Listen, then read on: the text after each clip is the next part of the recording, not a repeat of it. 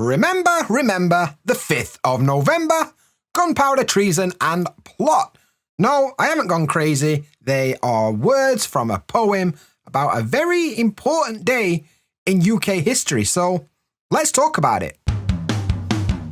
Alright mate, and welcome to the BritSpeakPod, the podcast designed to help you understand British life, British culture, and of course, British English, so let's get cracking. Hey up mate, how's it going today? Yeah, I'm not too bad. Thanks for asking, and welcome to episode 16 of the BritSpeakPod, where today we're talking about a very special event that happens on the 5th of November in the UK. But before we get into all that good stuff, if you're new around here, nice to meet you. My name is Dan. Please do me a favour and subscribe to this podcast wherever you get your podcast from. I'd appreciate that. And if you're not new around here, if you're returning, nice to see you again, mate. I hope you had a nice week. Anyway, 5th of November. Why is that important, you might be asking? Well, in the UK, it's a pretty important day. And it all goes back to the year 1605. And a story that most British people know. Maybe you know this story as well, actually, because there was a film based loosely on this event called V for Vendetta. So maybe you've seen that film, maybe you know a bit about this story, but if you don't know what I'm talking about, I'll tell you the history. So rewind to 1605, and we're in London, and there's a group of like Catholics, yeah? And one of the guys in this group is called Guy Fawkes, and they decided, I don't like King James anymore. I'm sick of him. Let's kill him. Let's bump him off. So these guys, these Catholics got together and they were like, I'm sick at King. I've had enough of him. Let's kill him and let's get rid of all these Protestants and let's just put Catholics back in charge. So that's what they decided to do. In order to do this, they kind of dug a tunnel underneath the Houses of Parliament, you know, Big Ben and all that stuff. And they put loads of gunpowder down there because their idea were, let's just blow it up. Let's just blow that building up and then they'll all be dead and then, you know, everything's great as far as they're concerned. So yeah, they decided to do this, but when they were getting close to finishing, they'd put all this gunpowder underneath the Houses of Parliament. Somebody sent a letter to the king. We don't know, an anonymous letter to the king. And they were like, by the way, mate, someone's trying to blow you up. So, you know, maybe don't do that. Don't go to Big Ben on the 5th of November because somebody might explode you. So, yeah, on the night of November 5th, Guy Fawkes was discovered and he was like guarding all these barrels of gunpowder underneath House of Parliament. They caught him red-handed. You know, he were there. All the gunpowder were there. You're nicked, mate. So he got arrested, obviously. Coppers showed up. They arrested him and they were carted off. Yeah, because they got him banged to rights. Banged to rights is what we say when, you know, it's 100% guaranteed that you're getting arrested, mate. Like, there's no doubt it were you. You know, he's got a load of gunpowder. It's underneath the House of Parliament. He's got some matches. Yeah, and it's definitely him that we're trying to do it. So anyway, they arrested him and they tortured him for a bit. You know, that's how it was done back in the day, until he gave up all the other names of the people in his group, yeah? I can't remember any of their names. Robert something. One of them were called Robert, I remember. Anyway, so he snitched on all his mates, and yeah, that's how it went down. So in the end, went to court, and they were put on trial, and they were found guilty of treason. Treason is where you act against the king or queen of the country, right? So yeah, and yeah, that usually results in death. If you're caught guilty of treason, especially back in them days, there were no more Sunday football for you. It were game over. And Guy Fawkes indeed got game overed. So yeah, they were hung and drawn and quartered, which is a weird thing they used to do. They used to hang people until they were dead, and then like cut them up and send the different parts of different sections of country. I don't really understand why, but that's what they used to do back in the day. And because the king was so happy he didn't get blown up and that they discovered this plot, everybody were like, let's have a celebration. And to celebrate the fact that we didn't get blown up, let's have some fires. So everybody started having a big fire all across England. Big fire, like in a community area, big fire called a bonfire. And yeah, that eventually morphed into the tradition known as Bonfire Night, which is the main point of this episode. So Bonfire Night takes place on November 5th. And yeah, we kind of celebrate this story, I guess. Celebrate a guy trying to blow up the king and then getting hung for it. So anyway, whatever. That was the history of it. But what is it actually like in, 2023? So on the 5th of November in the UK, you're going to find that there's a lot of events in the evening which involve a fire. So that'll be a big, big fire in some sort of public space, usually in a park or something. And they burn all sorts of stuff, but especially they burn what we call an effigy, which is like a model of Guy Fawkes or like whatever, something like that. Basically, they'll dress up a puppet or something and they'll burn that.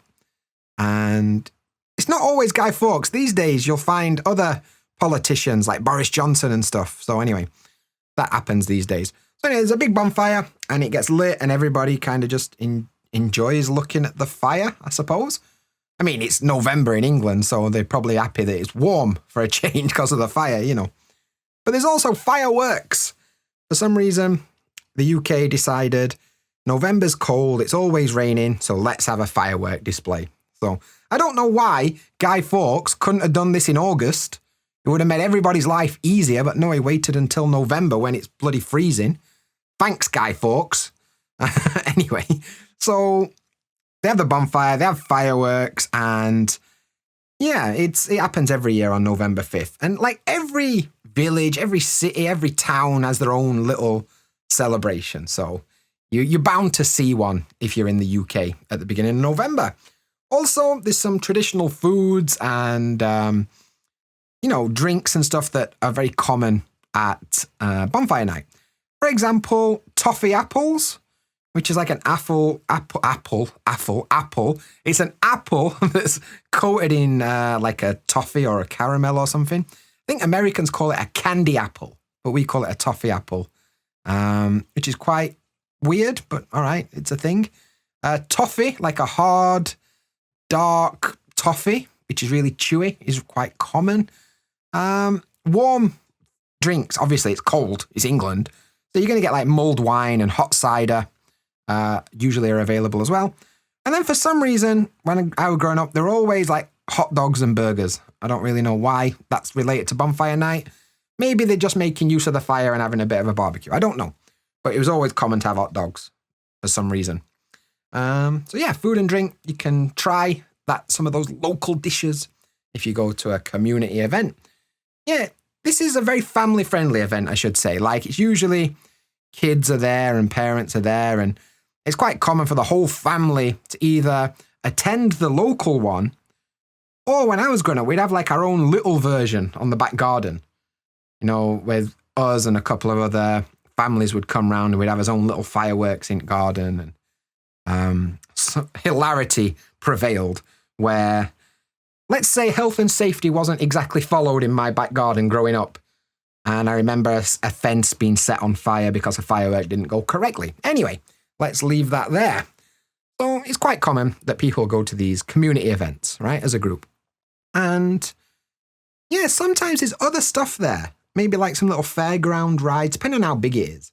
Maybe there's some stalls where you can buy things, or kind of like a little festival thing, to be honest. So yeah, and it's definitely, the idea is to kind of bring the community together nowadays. It's not that much about, blowing up the government anymore. It's more about like everybody getting together and being part of a community, I suppose. So yeah, it's quite nice in that respect. So if you are new to an area and you want to get involved in your local community, Bonfire Night's probably a good place to start, to be honest. But obviously, something you need to be aware of is that there's fire. And where there's fire, there's danger. So that leads us to the safety precautions that you need to be aware of, because if you go there not knowing what's going to happen, might end up going badly, So we've got to be careful. There's fireworks, there's big fires.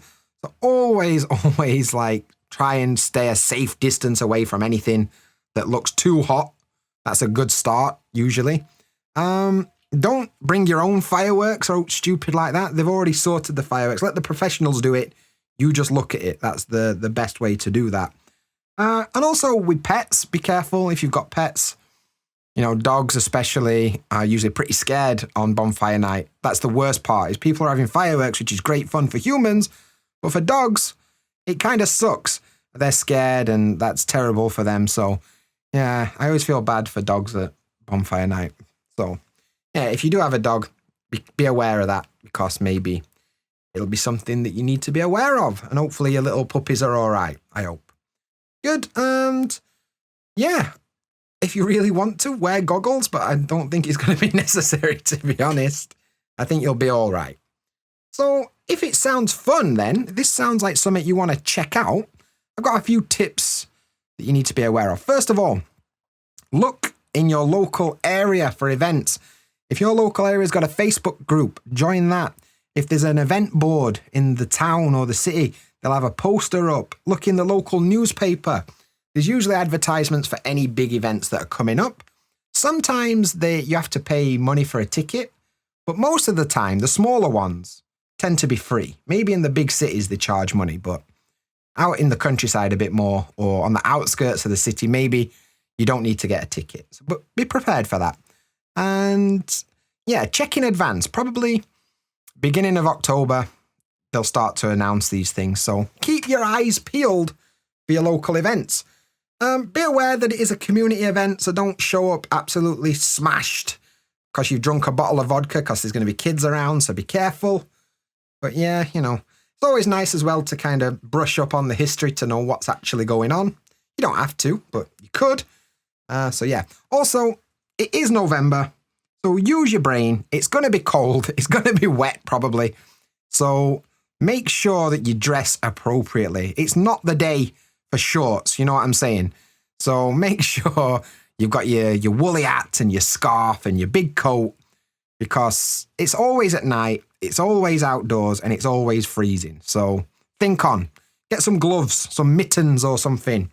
And let's be right, bring an umbrella, because it's probably going to rain. Don't forget your brolly. You're probably going to need it. So that's good. Other than that, try and socialize with people around you. It's a great way for you guys who are listening to this to engage with people in your local community. Like, try talking to people who are stood next to you. Try talking to the people around you. Try asking questions about things that you don't understand. Like, why is that little lad got what looks like a puppet in a chair and he's asking for money? So, yeah. Maybe you don't know that. This is a thing that happens at bonfire night where it's called penny for the guy. And what'll happen is somebody will get like a mannequin and they'll dress it up in clothes and they'll ask people, "Oh, excuse me, sir, penny for the guy. Excuse me, miss, penny for the guy."